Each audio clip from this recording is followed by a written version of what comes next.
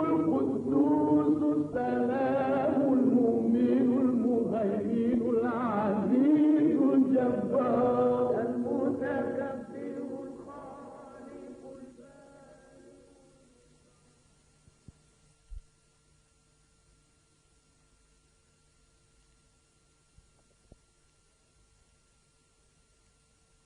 عالم اسلام کے ممتاز دانشور اور مفکر،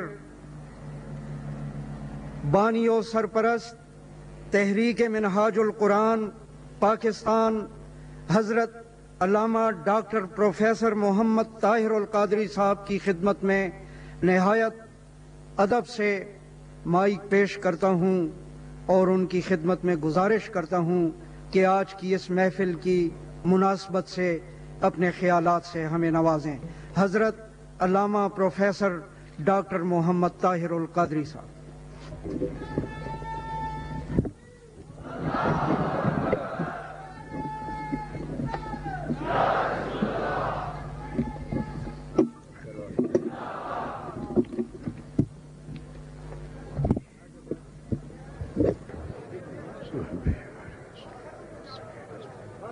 نحمده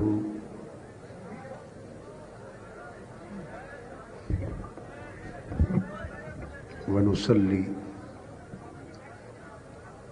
ونسلم على سيدنا ومولانا محمد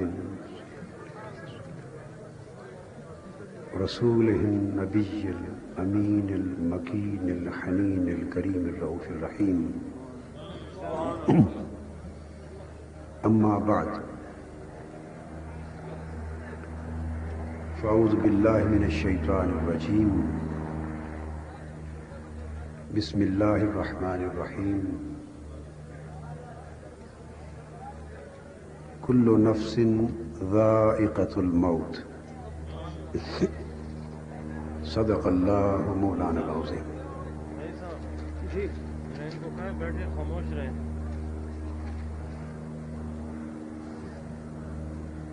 محترم حضرت صاحبزادہ صاحب زیب آستانہ عالیہ حضرت خواجہ زندہ پیر گمکول شریف، معزز مشائخ اعظام، خلفائے کرام، علماء گرامی قدر، معزز خواتین و حضرات،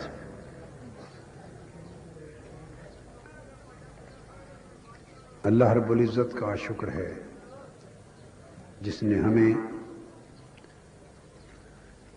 اس برکت اور سعادت والی مجلس میں جمع ہونے کی توفیق عطا فرمائی۔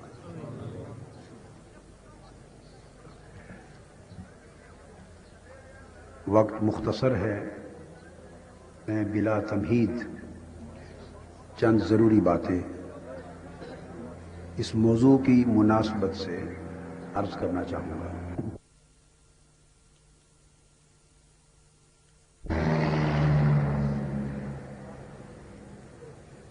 آج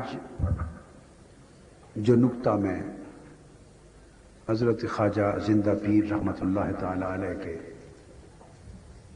پہلے عرس مبارک کے موقع پر سمجھانا چاہتا ہوں وہ یہ ہے کہ موت کیا ہے اور عرس کیوں ہے۔ بسم اللہ۔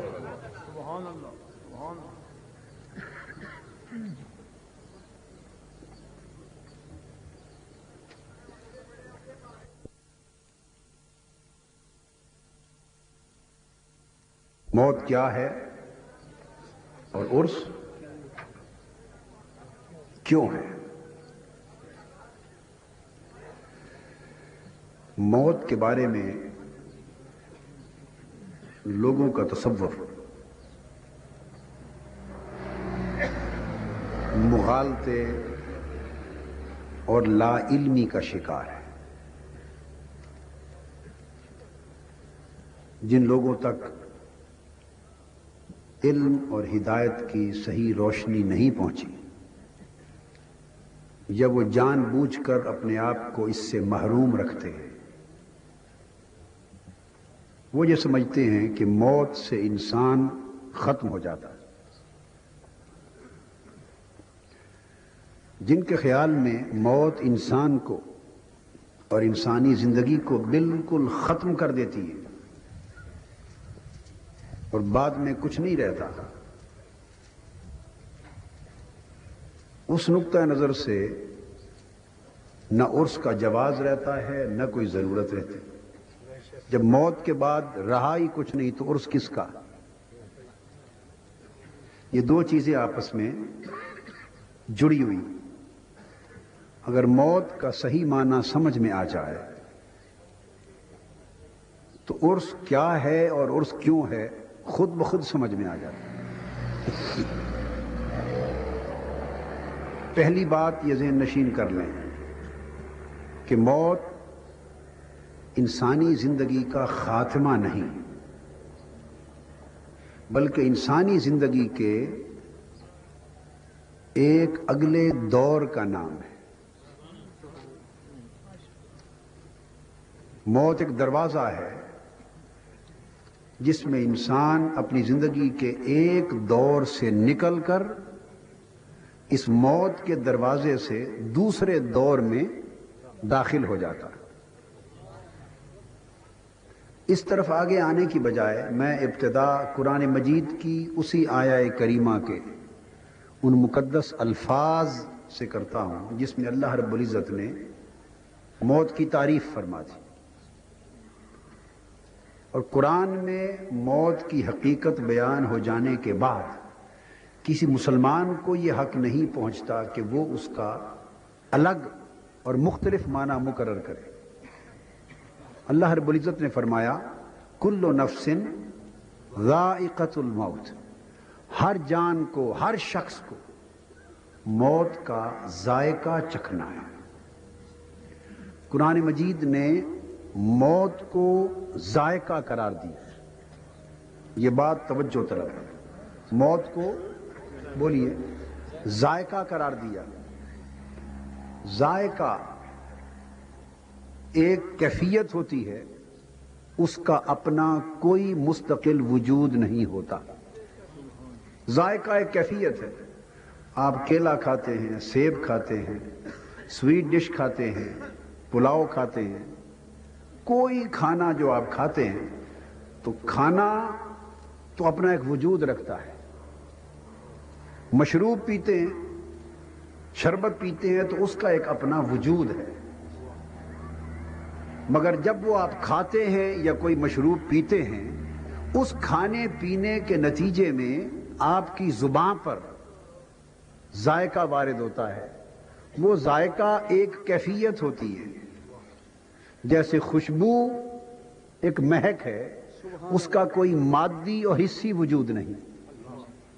ذائقہ ایک کیفیت ہے چکھنے سے متعلق، اس کا کوئی الگ مادی اور حسی وجود نہیں. تو ذائقہ ایک عارضی کیفیت ہے جو آتی ہے اور تھوڑی ہی دیر میں آپ اٹھ کے برش کرتے ہیں تو ذائقہ جا چکا ہوتا ہے. اس کے بعد کوئی اور پھل کھا لیتے ہیں تو پچھلا ذائقہ ختم ہو چکا ہوتا ہے. کلی کر لیتے ہیں تو ذائقہ اتنی طاقت کا حامل ہے کہ پانی کی ایک کلی سے بھی ختم ہو جاتا ہے. یہ ذائقے کی حقیقت ہے. پانی کی ایک دو بار کلی کرنے سے ذائقہ ختم ہو جاتا ہے. چونکہ ذائقہ بے حیثیت چیز ہے اور بے حقیقت چیز ہے، اس لیے رب کائنات نے آپ کو اور ہمیں موت کی حقیقت سمجھانے کے لیے اسے ذائقہ قرار دیا. چونکہ ذائقے کی سمجھ ہر ایک کو ہوتی ہے. روزانہ 10 بار ذائقہ آتا ہے اور 10 بار ذائقہ جاتا ہے. بخار ہو جائے تو ذائقہ بدل جاتا ہے، صحت یابی ہو تو ذائقہ بدل جاتا ہے. چونکہ انسان روزانہ ذائقے کو محسوس کرتا ہے، اس لیے رب کائنات نے فرمایا لوگو اس موت کو جاننا چاہتے ہو کہ یہ موت کیا ہے؟ یہ موت ایک ذائقہ ہے جو ہر انسان چکھتا ہے، اور ذائقہ ہونے کی نوعیت سے موت ذائقہ بن کر آتی ہے اور آ کر چلی جاتی ہے. لہذا اس ذائقہ موت کی یہ کیا مجال کہ انسان جیسی حقیقت کو ختم کر سکے. اس ذائقہ موت کی کیا مجال کہ انسان جیسی حقیقت کو ختم کر سکے. تو موت انسان کو ختم نہیں کرتی. حضرت عمر بن عبد العزیز رضی اللہ تعالیٰ عنہ وہ فرمایا کرتے تھے انما خلقتم للعبد انما تنقلون من دار الى دار. لوگو تم ایک بار جب پیدا کر دیے گئے تو ہمیشہ کے لیے پیدا کر دیے گئے. اب تم ایک گھر سے دوسرے گھر میں صرف منتقل ہوتے رہو گے، خاتمہ نہیں ہوگا. عدم تھا، انسان کے پیدا ہونے سے پہلے عدم تھا، بس اس وقت وجود نہیں تھا. اب جب انسان آ گیا تو عدم ختم ہو گیا. جب انسان پیدا ہوتا ہے بچہ، یہ بھی مغالطہ ہے کہ ہم سمجھتے ہیں کہ شاید ہماری زندگی کی ابتدا ہوئی ہے. پیدائش زندگی کی ابتدا بولیے نہیں ہے. وہ تو ماں کے پیٹ کی دنیا میں تھا جسے ہم نے پیدائش کہا. وہ ماں کا پیٹ، ماں کا بطن ایک دنیا تھی اور بچہ اس میں بھی زندہ تھا. اگر بچہ اندر مر جائے تو تولد ہوتا ہے؟ ماں کا پیٹ چیر کے پھاڑ کے نکال کے پھینک دیتے ہیں. میری بات سمجھ لیں، اگر بچے کو ماں کے پیٹ میں زندگی نہ ہو تو نہ ماں زندہ رہے نہ اس کا تولد ہو. تو پیدائش تو نام ہی ایک ایسے وجود کا ہے جو پیدائش سے پہلے بھی زندہ ہوتا ہے،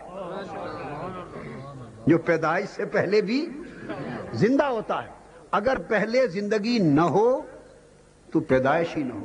مردہ بچہ ہوتا ہے پیدا ہوتا. تو پیدائش سے انسان کی زندگی کا آغاز نہیں ہوا، زندگی پہلے سے تھی. صرف کیا ہوا، ماں کے پیٹ کی دنیا سے نکال کر اسے اس عالم شہادت میں منتقل کر دیا. تو جس طرح پیدائش انسانی زندگی کی ابتدا نہیں ہے، اسی طرح موت انسانی زندگی کی انتہا نہیں. انسان جیسے پیدائش سے پہلے بھی زندہ تھا مگر اس کی زندگی کا مکان اور تھا، اسی طرح پیدائش کے بعد بھی زندہ ہے مگر زندگی کا مقام اور مقام اور ہے. تو موت انسانی زندگی کا اسی طرح ایک تسلسل ہے جس طرح پیدائش تسلسل تھا. اور ماں کے پیٹ میں آنے سے انسان کی ابتدا ہوئی نہیں، اس کی ابتدا تو اس وقت سے ہے جب اس کی وہ ماں بھی پیدا نہیں ہوئی تھی، وہ تو عالم ارواح میں تھے. تو انسانی زندگی کے دور ہیں، کبھی اس کا ظہور عالم ارواح میں ہوتا ہے، کبھی اس کا انتقال عالم بطن ماں کے پیٹ میں ہوتا ہے. اور یہ بھی حدیث میں ہے اور عرفاء اولیاء یہ بات کہتے، صحابہ اور تابعین نے بھی یہ بات کہی کہ بچہ جب ماں کے پیٹ سے نکلتا ہے تو روتا ہوا آتا ہے. روتا ہوا آتا ہے. کیوں؟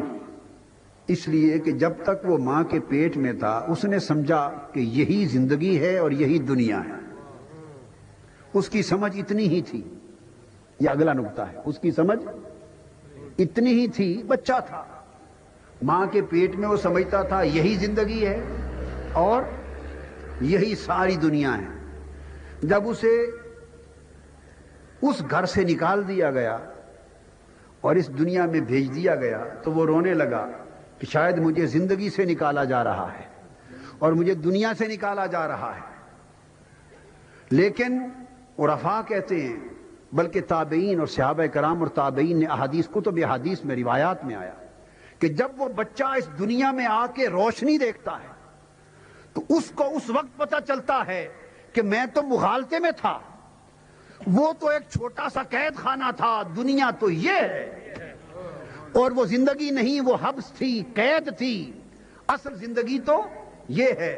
تو جب تک روشنی اگلے جہاں کی دیکھی نہ تھی، اس جہاں سے نکل کر اس جہان میں آتے ہوئے روتا تھا، اور جب اس نے اس جہاں کی روشنی کو دیکھ لیا، اب کوئی اسے کہے کہ پلٹ کر اسی جہان میں جہاں 9 مہینے رہا ہے، وہ بچہ جانے کا نام نہیں لے گا۔ وہ سمجھے گا کہ میں تو مغالطے میں تھا، وہ تو قید خانہ تھا، زندگی تو آج ملی ہے۔ عرفا کہتے ہیں رب کائنات کی عزت کی قسم، جس طرح بچہ پیدائش کے وقت روتا تھا مگر اس جہان کی روشنی دیکھ کر پلٹ کر اس دنیا میں جانے کا نام نہیں لیتا، اسی طرح مرد مومن جب اس دنیا سے سفر کرتا ہے، وہ آیا تھا تو خود روتا تھا، مومن جاتا ہے تو جہان روتا ہے، مگر اس کا مومن کی روح جب اگلے عالم برزخ میں جا کر دیکھتی ہے تو اسے ساری دنیا ماں کے پیٹ کی طرح چھوٹی نظر آتی ہے، اور وہاں فرش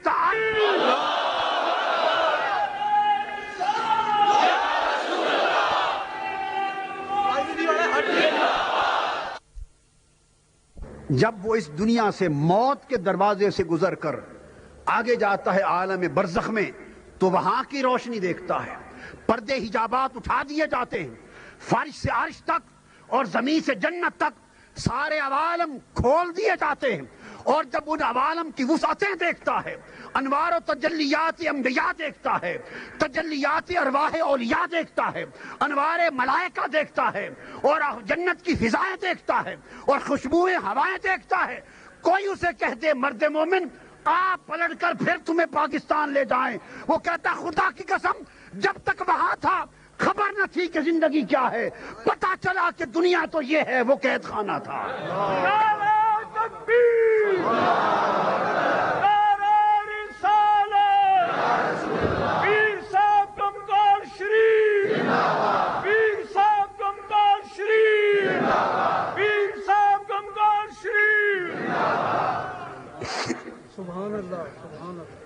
پھر وہ پلٹ کے جانے کا نام نہیں لیتا، اس لیے کہ گاڑی ہمیشہ پہلے گیئر سے دوسرے میں جاتی، پھر تیسرے میں جاتی، پھر چوتھے میں جاتی، پانچویں میں آگے جاتی ہے، ریورس گیئر لگ جائے تو معاملہ خراب ہو جاتا ہے۔ وہ کہتا میں تو سوئے منزل جا رہا ہوں، میں تو سوئے اور اپنے وطن کی طرف جا رہا ہوں۔ اس قید خانے کو وہ پردیس جانتا ہے مومن، اور مولا کی بارگاہ کو دیس جانتا ہے۔ وہ سمجھتا ہے کہ پردیس کی مدت، قید کی مدت ختم کر کے اب میں سوئے وطن جا رہا ہوں۔ اب جب وطن کی ہوائیں آنے لگتی ہیں، دیس کی خوشبوئیں آنے لگتی ہیں، پلٹ کر پردیس میں جانا کون پسند کرتا؟ اس لیے جب مومن اس دنیا سے مرد مومن رخصت ہوتا ہے تو وہ مسکراتا ہوا جاتا ہے اور پچھلے روتے رہ جاتا ہے۔ وہ مسکراتا جاتا ہے کیونکہ اب وہ سوئے منزل اور دیس اور وطن کی طرف جا رہا ہے، اور تنگ دنیا سے نکل کر کھلی بڑی دنیا کی طرف جا رہا ہے۔ اس لیے حضور نبی اکرم صلی اللہ علیہ وسلم نے فرمایا، حدیث ہے سیدنا ابو ہریرہ رضی اللہ تعالیٰ عنہ سے مروی ہے، الموت تحفۃ المؤمن۔ فرمایا کہ موت، وہ پہلے قرآن تھا اب حدیث، موت مومن کا تحفہ ہے۔ یہ موت کی تعریف ہے جو تاجدار کائنات صلی اللہ علیہ وسلم نے فرمائی۔ اب دیکھ لیں کہ ہم علم کا نام لیتے ہیں اور قرآن کے درس دیتے ہیں اور واعظ کرتے ہیں، اور ہم کیا سمجھتے پھرتے ہیں، اور قرآن اور اللہ کا رسول کیا فرماتا ہے۔ ہم سمجھتے ہیں موت، مر گئے مٹ گئے۔ حضور صلی اللہ علیہ وسلم نے فرمایا کہ موت مومن کا تحفہ ہے۔ آقا علیہ السلام نے پھر فرمایا، لیس للمؤمن راحۃ دون لقاء اللہ، اور لیس للمؤمن راحۃ دون الموت۔ فرمایا کہ موت سے بہتر مومن کی راحت ہی کوئی نہیں، کیونکہ موت کے ذریعے اسے اپنے محبوب کی ملاقات نصیب ہوتی ہے، لہذا ساری راحتیں موت کی راحت پہ قربان ہو جاتی، موت کے ذریعے اسے محبوب کی ملاقات نصیب ہوتی، سو ساری راحتیں قربان ہو جاتی ہیں۔ اب مومن کی موت کیسے واقع ہوتی؟ مومن کی موت کیسے واقع ہوتی؟ اللہ کے ولی کی، صالح کی، متقی کی، مومن کی موت کیا ہے؟ حدیث پاک میں حضور نبی اکرم صلی اللہ علیہ وسلم نے فرمایا، یہ حدیث بڑی توجہ سے سننے، سمجھنے، یاد رکھنے والی۔ میرا خیال ہے کہ آپ میں سے اکثر نے زندگی میں نہیں سنی ہوگی، کسی نے سنی تو بڑی کم، یہ بات یاد رکھنے والی۔ موت کیسے واقع ہوتی؟ مرد مومن کی موت کا جب وقت آتا ہے، ہم جلوس کا بھی انکار کرتے ہیں نا، آج کے زمانے میں لوگ جلوس کا بولیے انکار کرتے ہیں۔ مومن کی روح بھی جلوس میں لے جائی جاتی،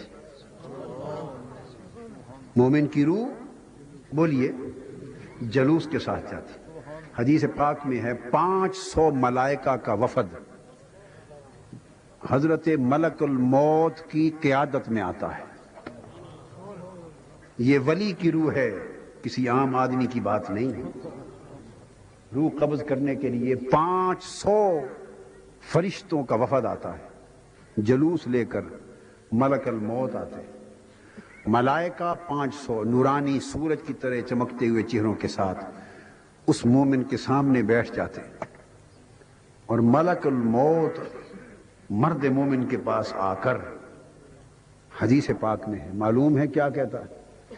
عام آدمی کے پاس تو جائے گا تو روح قبض کر لے گا، جا کر روح قبض کر لے گا، مگر مرد مومن، مرد ولی، مرد حق، جو اللہ کا محبوب بندہ ہے، جو اللہ کا دوست، اس کا مقرب اور اس کا پیارا ہے، جب اس کی روح قبض کرنے کے لیے آتا ہے تو ملک الموت آ کر ان کو سلام کرتا ہے، اپنی طرف سے سلام کہہ کر، اس کے بعد میں حدیث کے الفاظ بیان کر رہا ہوں، پھر وہ کہتے ہیں یا ولی اللہ،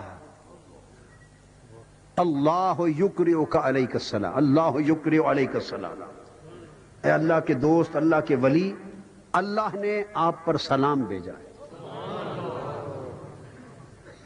یا ولی اللہ کا لفظ کہتے ہیں ملک الموت، اے اللہ کے ولی، اللہ کے دوست، اللہ یقرئک السلام، اللہ آپ پر سلام بھیجتا، اس نے سلام بھیجا ہے۔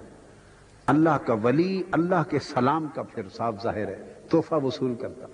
اس سے بڑا تحفہ کہ جب رب کائنات سلام بھیجے، رب سلام بھیجے، اس سے بڑا تحفہ اور کیا ہو۔ اس کے بعد بڑے اکرام کے ساتھ اس کی روح قبض ہوتی، اور قبض ہو کر قبر میں نہیں لے جائی جاتی، یہ بات بڑی اہم ہے۔ قبض کر کے روح کو قبر میں نہیں لے جاتے، 500 ملائکہ کے جلوس میں وہ روح تعظیم اور اکرام کے ساتھ آسمانوں کی طرف لے جائی جاتی، ایک ایک آسمان کا دروازہ کھلتا چلا جاتا ہے کہ اللہ کے ولی کی روح کو لایا جا رہا ہے۔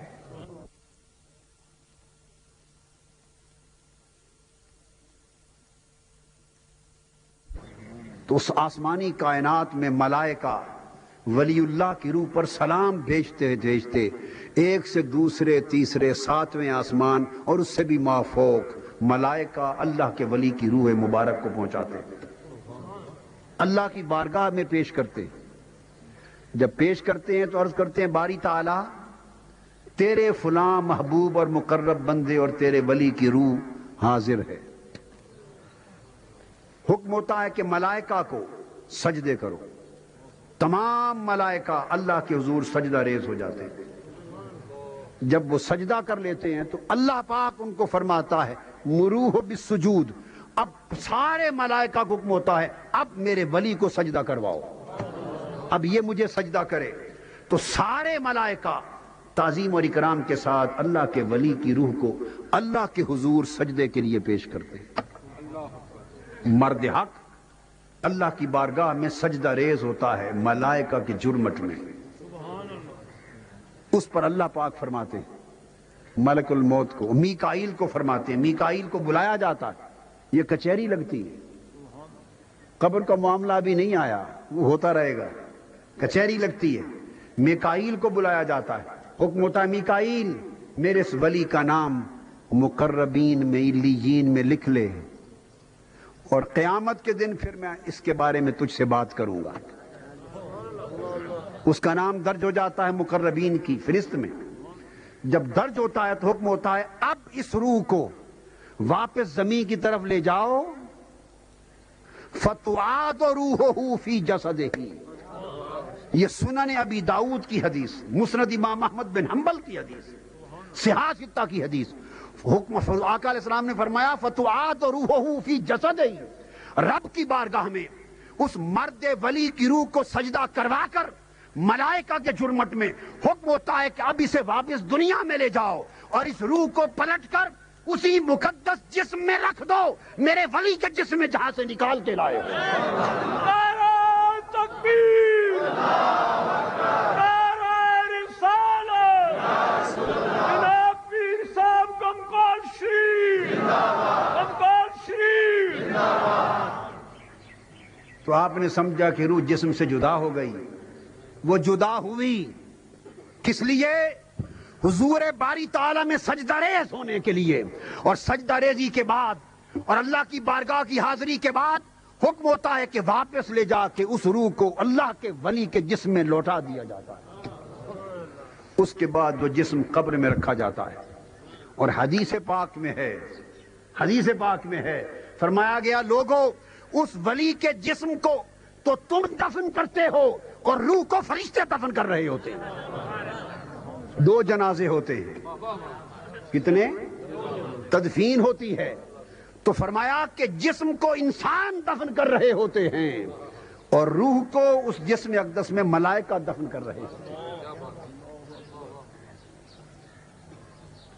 تجہیز بدن کی بھی ہوتی ہے، تجہیز روح کی بھی ہوتی ہے۔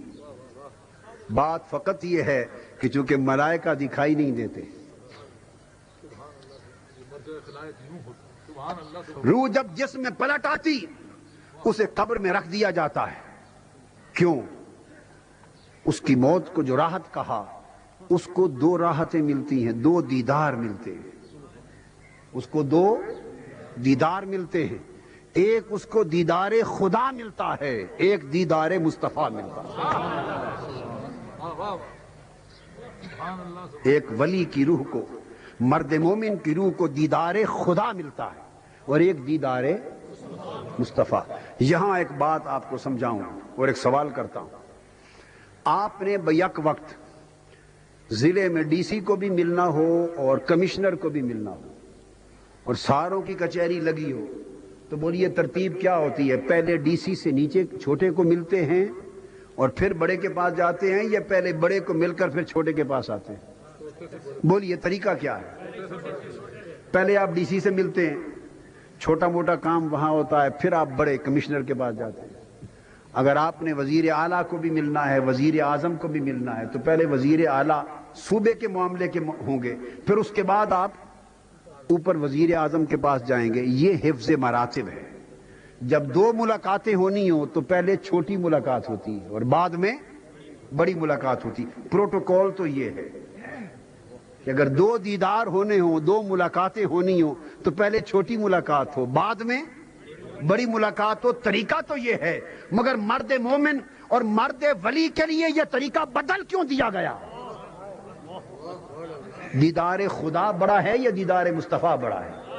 بولیے، ایمان سے کہیے، بارگاہ خدا بڑی ہے یا بارگاہ مصطفیٰ؟ یہ الگ بات کہ حقیقت میں وہ ایک ہی بارگاہ ہے۔ حقیقت میں یہ موضوع الگ ہے، چونکہ آج میرا موضوع یہ نہیں، موضوع کے مطابق بات ہوتی ہے نا، میں اس طرف جانا نہیں چاہتا، چونکہ وہ ایک ایسا موضوع ہے اگر اس طرف چل پڑا تو پھر گلیوں میں گھومتے ہی رہ جائیں گے۔ دیدار خدا بھی ہونا ہے، دیدار مصطفیٰ بھی ہونا ہے۔ پروٹوکول، حفظ مراتب، دنیا کا طریقہ، نظام یہ تقاضا کرتا ہے کہ پہلے دیدار مصطفیٰ ہو اور پھر اوپر جا کے دیدار خدا ہو۔ مگر مرد مومن کے لیے حکم ہوتا ہے کہ اس روح کو سیدھا قبر میں مت لے جاؤ، اسے میرے مصطفیٰ کا دیدار نصیب ہونا ہے، پہلے میرے پاس لاؤ، دیدار خدا ہو پھر دیدار مصطفیٰ ہو۔ باری تعالیٰ ایسا کیوں؟ پہلے تیرے پاس پھر تیرے حبیب کا دیدار ایسے کیوں؟ فرمایا اس لیے کہ کوئی پہلے میرے پاس آئے یا بعد میں میرے پاس آئے، میری بڑائی اور کبریائی میں تو فرق آ نہیں سکتا۔ جسے ادب سکھانا ہے، جیسے پہلے کعبے میں بلاتا ہوں، اپنے گھر کا طواف کراتا ہوں تاکہ گناہ دھل جائیں، روح پاک ہو جائے، گریہ زاری کے آنسو گرے، پاک صاف ستھرا ہو جائے، اور جب ستھرا ہو تو حکم ہوتا ہے کہ کعبے کے بعد اب میرے مصطفیٰ کے پاس جاؤ تاکہ تمہیں دیدار کا ادب آ جائے، میری بارگاہ میں لاؤ تاکہ سجدہ کرے۔ کوئی آلودگی گناہ کی، صغائر کی چھوٹی موٹی رہ گئی تھی تو میری بارگاہ کی حاضری سے دھل جائے، اجڑا ہو جائے، اور جب روشن اور منور ہو تب قبر میں نہ جاؤ تاکہ مصطفیٰ کے دیدار کے قابل ہو۔ نعرہ تکبیر، نعرہ رسالت، آستان عالیہ دمگال شریف، حضور قبلہ عالم بادشاہ صاحب۔ روح جسم میں ڈال دی گئی، مرد مومن کا جسم اقدس قبر میں لٹا دیا گیا۔ اس کے بعد ملائکات۔ آپ نے یہ حدیث ہمیشہ سنی، کتنے سوال ہوتے ہیں بولیے؟ میں آج ایک اور حدیث صحاح ستہ سے ہی، صحیح مسلم سے، صحاح ستہ سے حدیث صحیح سنا رہا ہوں، فقط ایک سوال ہوتا ہے۔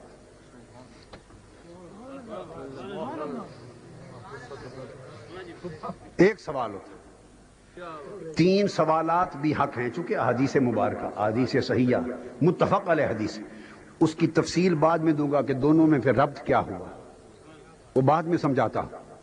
3 سوالوں کی حدیث تو سنی نا، آج ایک سوال والی حدیث سن لو۔ یہ بھی سیاستہ میں حدیث صحیح مسلم میں ایک ہی سوال ہوتا ہے جب مومن لٹا دیا جاتا ہے، اور جب سوالات کی باری آتی ہے تو وہاں مومن غیر مومن سب سوالات کے لیے برابر ہو جاتے ہیں، متقی اور فاسق بھی برابر ہو جاتے ہیں، مومن اور کافر بھی برابر ہو جاتے ہیں۔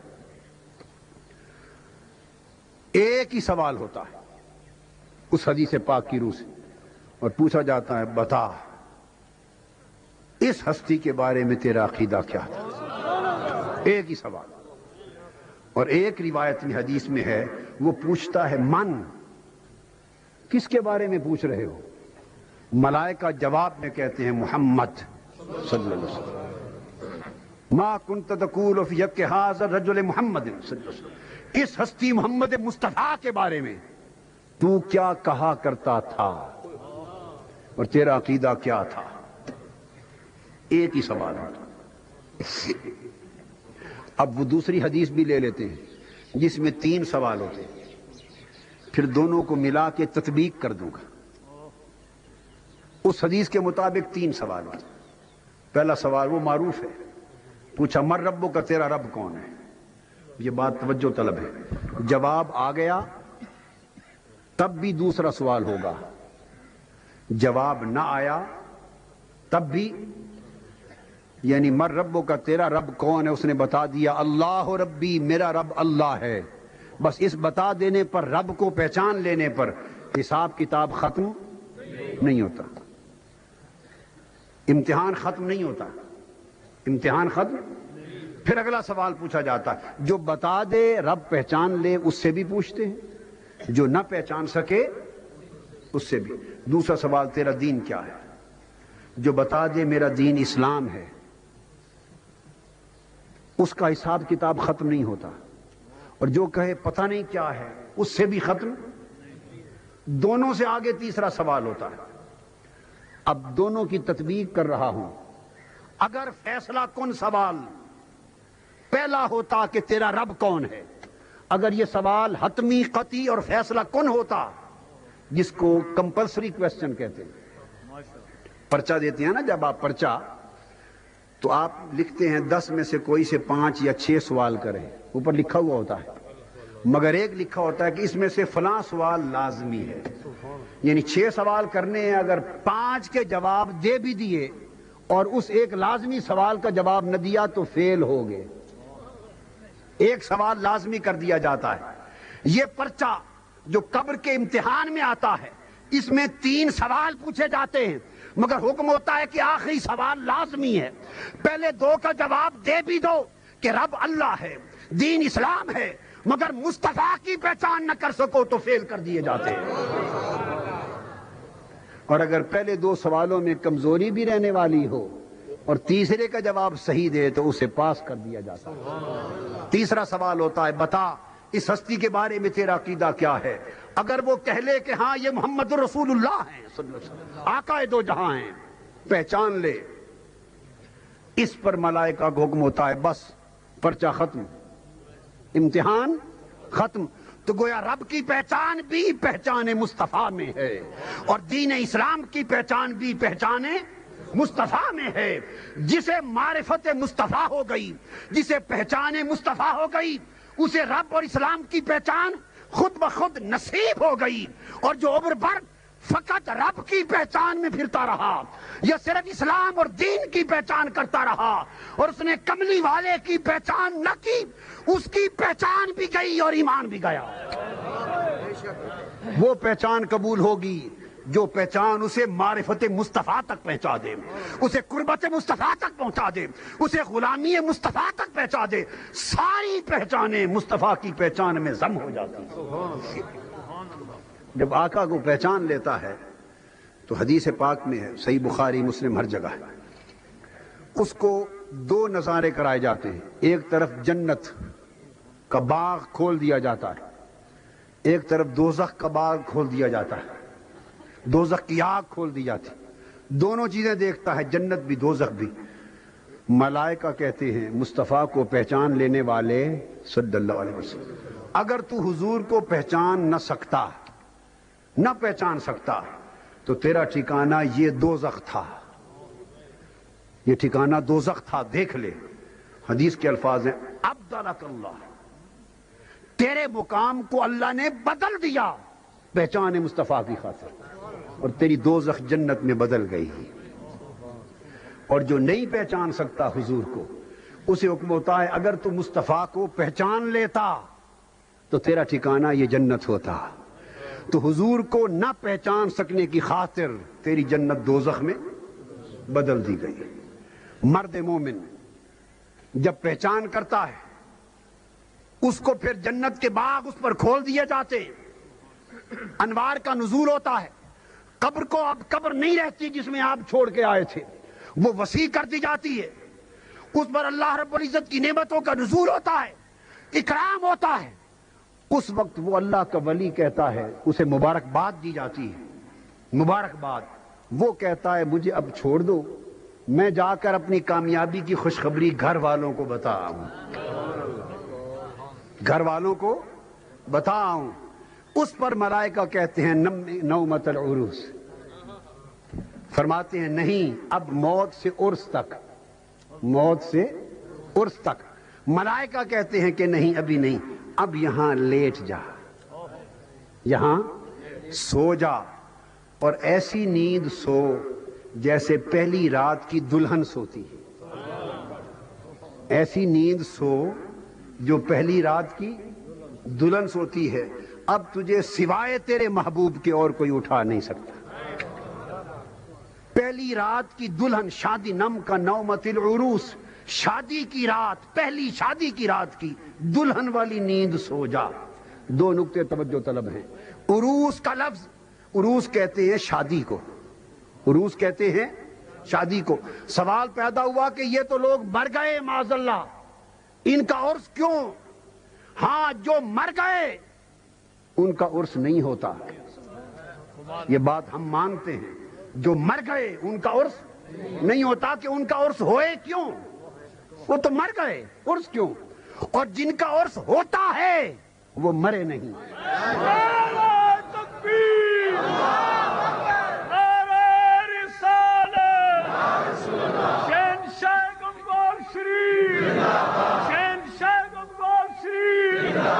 پوچھے کہ یہ بات آپ نے کہاں سے گھڑ لی، کہاں سے بنا لی؟ کیا پیروں نے سمجھا دیا؟ کیا خود گھڑ لی اپنے پاس سے؟ نہیں، کسی نے نہیں سمجھایا، تاجدار کائنات نے سمجھا دیا. حدیث صحیح کے لفظ ہیں، فرمایا سوجا کا نومت العروس، عرس سے عروس ہے، جیسے شادی کی رات دلہن سوتی ہے ایسا سو جا۔ تو عرس چونکہ اس رات ولی کی وفات پر جو پہلی رات قبر کی آتی ہے، حدیث مصطفیٰ کے مطابق وہ رات اس کی شادی کی رات ہوتی ہے، وہ رات اس کی حقیقی شادی کی رات ہوتی ہے۔ تو سال کے بعد جب پلٹ کر وہ رات آتی ہے، وہ روح قبر میں پھر خوشی سے مہک اٹھتی ہے، چونکہ یہ وہ رات ہے جب وہ قید دنیا سے نکل کر محبوب کی ملاقات میں آیا تھا، جس دن پردہ اٹھا تھا، اسے دیدار خدا ہوا تھا، اسے دیدار مصطفیٰ ہوا تھا۔ ارے آپ کی اور ہماری شادیاں دنیا کے ملاپ سے ہیں، ولی کی شادی خدا اور مصطفیٰ کے ملاپ سے ہے۔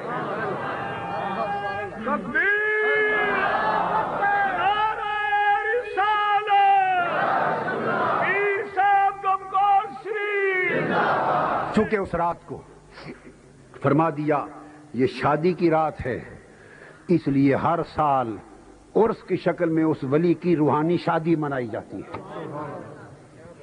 اللہ کے ولی کی روحانی شادی کی سالگرہ ہوتی ہے۔ عرس کی آپ تعریف سن لیں، ولی کی روحانی شادی کی سالگرہ کو عرس کہتے ہیں، یاد رکھ لیں جملہ، ولی اللہ کی روحانی شادی کی سالگرہ کو عرس کہتے ہیں۔ ہر سال جب وہ دن آتا ہے، وہ رات آتی ہے، اس کے ملاپ کی رات، لقائے یار کی رات، تو وہ شادی میں بدل جاتا ہے، وہ عرس ہوتا ہے۔ ایک تو یہ بات توجہ طلب ہوئی، دوسری بات کیا تو بولیے کہ جب شادی ہوتی ہے آپ پھول نہیں چڑھاتے، شادی میں سیرے پھول نہیں ڈالتے دلہا کو، دلہن پہ دلہا پہ پھول کی پتیاں نشاور نہیں کرتے، تو شادی کا حصہ ہے نا۔ تو کوئی پوچھے کہ اس ولی کی قبر پہ پھول کیوں ڈالتے ہو، پتیاں کیوں نشاور کرتے ہو، اسے کہیں کہ یہ اس ولی کی شادی کی رات ہے، ہم تو شادی کی پتیاں نشاور کر رہے ہیں۔ اور آخری بات وہ یہ کہ یہ سوال بعض لوگ کر دیتے کہ حدیث میں لفظ ہے سو جا، لفظ ہے، اس کا مطلب ہے وہ تو اب سو گئے، تو جب سو گیا اندر تو اسے کیا خبر، وہ تو سو گئے، تو جب سو گئے تو آپ کیا لینے جاتے؟ اس کا جواب بھی سن لیں کہ سونے کی حقیقت نہیں سمجھے۔ حدیث پاک میں آقا نے فرمایا نم میں نومت العروس، سو جا، پر کون سی نیند؟ پہلی رات کی دلہن والی نیند۔ کبھی دلہن بستر پہ لیٹتی تو ہے پر کبھی سوئی بھی ہے؟ دلہن سوتی ہے؟ وہ لیٹتی ہے، وہ لیٹتی ہے، آنکھیں بھی بند کرتی ہے، مگر اسے نیند نہیں آتی، اسے محبوب کا انتظار ہوتا ہے۔ ارے جس طرح دلہن سوتی ہے پر سوتی نہیں، اس طرح ولی سوتا ہے مر سوتا نہیں، وہ لیٹتا ہے پر سوتا نہیں، وہ سو کر بھی زندہ رہتا ہے۔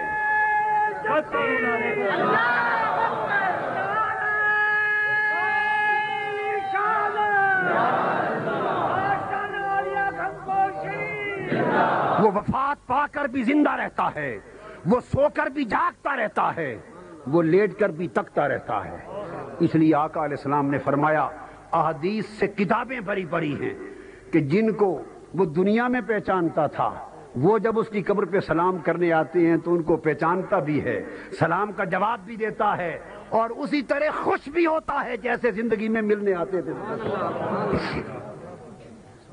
اس لیے کہ تنقلون من دار الی دار، وہ ختم تو ہوا نہیں، وہ تو ایک جگہ سے دوسری جگہ منتقل ہو گیا، اور وہاں منتقل ہو گیا، یہ اس کے عمل کی محنت کی دنیا تھی، اب جزا کی پھل پانے کی دنیا ہے۔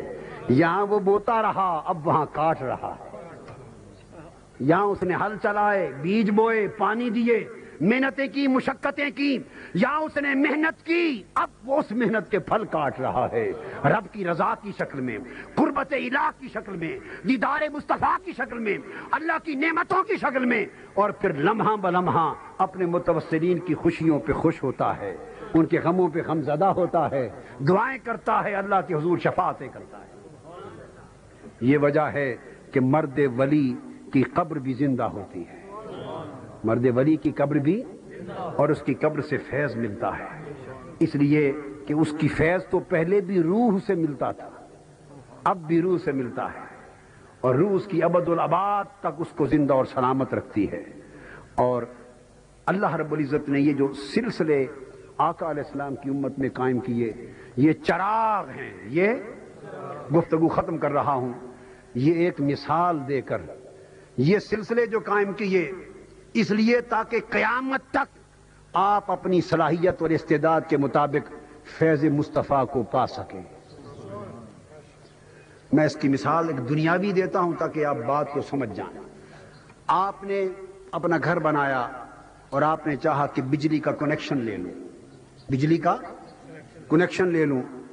آپ کسی مولوی صاحب کے پاس پھنس گئے، اس نے کہا کہ کنیکشن تو ڈائریکٹ تربیلا ڈیم جا کے وہاں سے لو، کسی واسطے وسیلے سے کنیکشن مت لو، ڈائریکٹ لو۔ آپ درخواست لکھ کر تربیلا ڈیم پہنچ گئے اور کہا جی میں نے گھر بنایا ہے کوہاٹ میں، مجھے بجلی کا کنیکشن چاہیے۔ تو میں نے سنا بجلی تربیلا میں پیدا ہوتی ہے، میں واسطوں کو نہیں مانتا، میں سیدھا تربیلا کنیکشن لینے آیا ہوں۔ تو تربیلا ڈیم والے کنیکشن دے دیں گے؟ دے دیں گے؟ اور اگر وہ دے دیں تو آپ بچیں گے؟ اگر تربیلا کا کنیکشن مل جائے تو آپ بچیں گے؟ ارے کوہ طور نہیں بچا تھا، آپ کہاں بچیں گے؟ کوہ طور نہیں بچا تھا، آپ کہاں بچیں گے؟ تو تربیلا والی اتھارٹی کیا کہے گی؟ کہاں سے آئے ہو؟ کوہاٹ۔ وہ کہے گی جاؤ کوہاٹ میں ایک بجلی گھر ہے، وہاں سے جا کے پوچھو۔ تو تربیلا کوہاٹ کے بجلی گھر کی طرف بھیج دیتا ہے کہ میں اپنا بجلی کا فیض اس بجلی گھر کو دیتا ہوں، آگے تقسیم وہاں سے ہوتی ہے۔ آپ بجلی گھر کے پاس آئے اور بجلی گھر میں آ کر کہا اس پاور ہاؤس میں کہ مجھے کنیکشن دو، وہ کہے گا نہیں، کوہاٹ کے بجلی گھر سے بھی ڈائریکٹ کنیکشن نہیں ملتے، تم اس کنیکشن کو بھی سنبھالنے اور برداشت کرنے کے قابل نہیں ہو۔ وہ بجلی گھر کہتا ہے کس محلے میں تمہارا گھر ہے؟ وہ کہتے ہیں گمگول شریف میں گھر ہے، فلاں محلے میں گھر ہے۔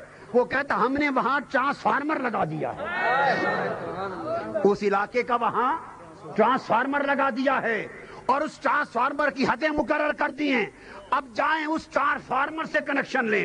ارے ڈائریکٹ کنیکشن نہ تربیلا دیتا ہے، ڈائریکٹ کنیکشن نہ بجلی گھر دیتا ہے، ٹرانسفارمر ولایت کے اس لیے لگائے کہ ہر علاقے کے لوگ تربیلا اور بجلی گھر جانے کی بجائے یعنی سدرت المنتہا اور قوت خضرا کا فیض اپنے اپنے ٹرانسفارمر سے حاصل کریں۔ کنیکشن لیتے ہیں اور جب ٹرانسفارمر سے کنیکشن مل جاتا ہے تو ٹرانسفارمر سے کنیکشن لے کر ایک ہدایت وہ بھی دیتے ہیں، بھائی کبھی بجلی تیز آتی ہے، کبھی تھوڑی آتی ہے، یہاں بھی موج ہوتی ہے، موج، کبھی موج زیادہ عروج پر کبھی نمی پر، لہذا تم اپنے گھر اے سی بھی چلاؤ گے، فریج بھی چلاؤ گے، بلب ٹیوبیں بھی چلیں گی، ساتھ ایک سٹیبلائزر بھی لگا لا۔ یہ ان کے خلفاء ہوتے ہیں، سٹیبلائزر لگا دو، یہ اولیاء کے خلفاء ہوتے ہیں، تاکہ ان سے جو کنیکشن فیض کا مل رہا ہے اس میں کبھی کمی بیشی ہو تو ٹیوب نہیں جلتی، اے سی نہیں جلتا، فریج نہیں جلتا، سٹیبلائزر کے ساتھ اس کی اپس اینڈ ڈاؤنز کو کور مل جاتا ہے۔ ایک نظام ہوتا ہے، جس طرح رب کائنات نے بجلی کی ترسیل کا ایک نظام بنایا ہے، اس طرح فیضان الوہیت کا بھی ایک نظام بنایا ہے۔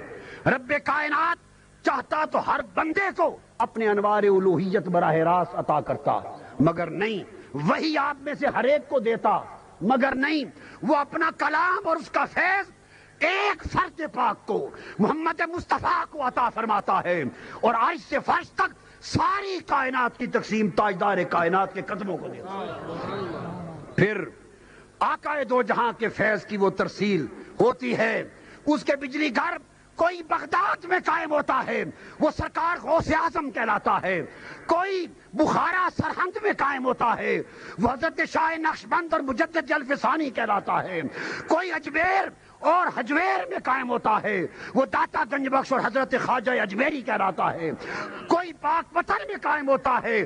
اس طرح ترسیل کا نظام چلتے چلتے پھر کوئی گمکور میں قائم ہوتا ہے، کوئی پشاور میں قائم ہوتا ہے، کوئی کہیں۔ ایک نظام ہے فیضان مصطفیٰ کا جو اپنے طے شدہ اصول کے مطابق حضور کی امت کو قیامت تک تقسیم ہوتا چلا جا رہا ہے۔